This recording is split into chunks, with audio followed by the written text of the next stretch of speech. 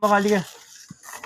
Dito yung bahay ng ano eh. Yung may-ari ng parcel eh.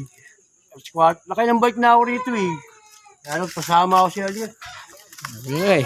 Nakakailang balik na tayo dito eh. Yan.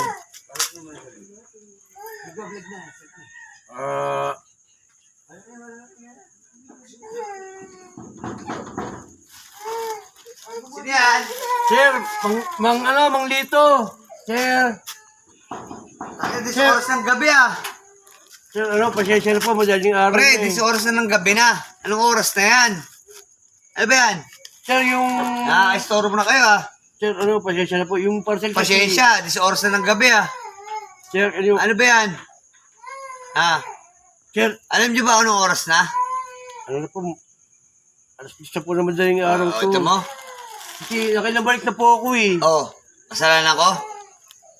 Kasi yung bahay nyo, Oh. patay na itong ilaw. At pangatong balik Ano ba yan? to. Saan ba yan? Yung parcel na in-order nyo eh. Saan yan? Shopee? Lazada? Ano to sir eh? Parcel to sir. Hindi ko naman... Pero sa inyo nakapangalit yung address. Ano ba yan? Sa akin nga yan. Ano ba yan? Magkano ba yan? Ano na to sir? 740. 740? Kaya pa pabalik-balik. Nakadalang balik na ako rito. Inabot na nga ako ng... Anong oras na? Alas 5 na madaling araw na. Anong shipping yan? Sa akin ba yan? Sa akin nga to. Sir, kasi... Nakilabalik na ako rito. Yung bahay mo, lagi sarado. Kaya yung sinama ko yung tropa ko na baka sakali, inakata ko bukas nga. Nandiyan naman, bukas yung ilaw, may ilaw. Ikaw nga ilaw, kasi yung parcel sir. Ito nga. Akin nga to. Bakit nga ako nag-deliver? Hindi, yun nga yung pinaliwanag ko sa inyo sir. Laging sarado yung bahay mo, tsaka kada wala naman. Kasi, pag inabuno kayo sir, sa pamilya ko, Sige. wala akong... Walang problema to. Kaya, Bali magkano to? 740 yan sir eh. 740, no? Kaya minsan, bawalan ako ng sir, abon sa akin. Pag Sige, mo na, wala pera. 740. Wait lang ha. Magkano uli yun?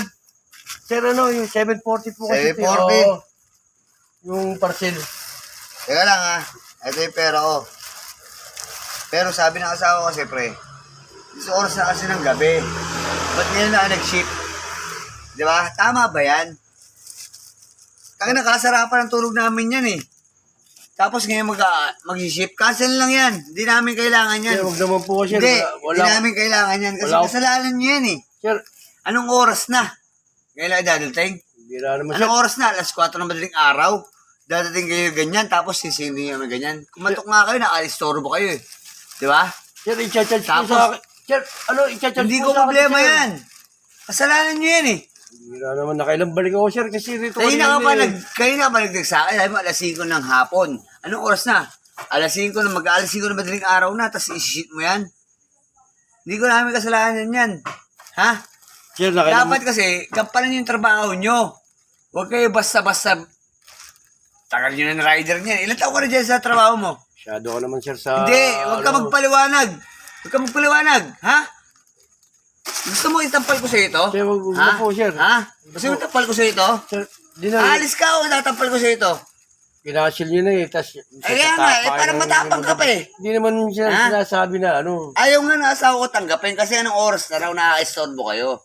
Kalagitnaan ng tulog namin, ginaganyan nyo kami. Ha? Kaya sir, ayusin nyo ha, ayusin yung trabaho nyo ha. Masama ba i-cancel to? Hindi, wala naman problema sir. Ano magagawin nyo? I-cancel ko to? Wala naman po problema yan sir eh. Kasi inyo naman po yan eh.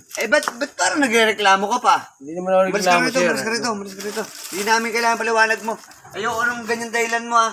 Susunod, pag magdi-deliver ka, nag-chat ka sa akin alas 5 ng hapon. Alas 5 na madaling araw, tsaka mo dadalhin? Yan sir, alas na po. Hindi ko kasalanan yan ha.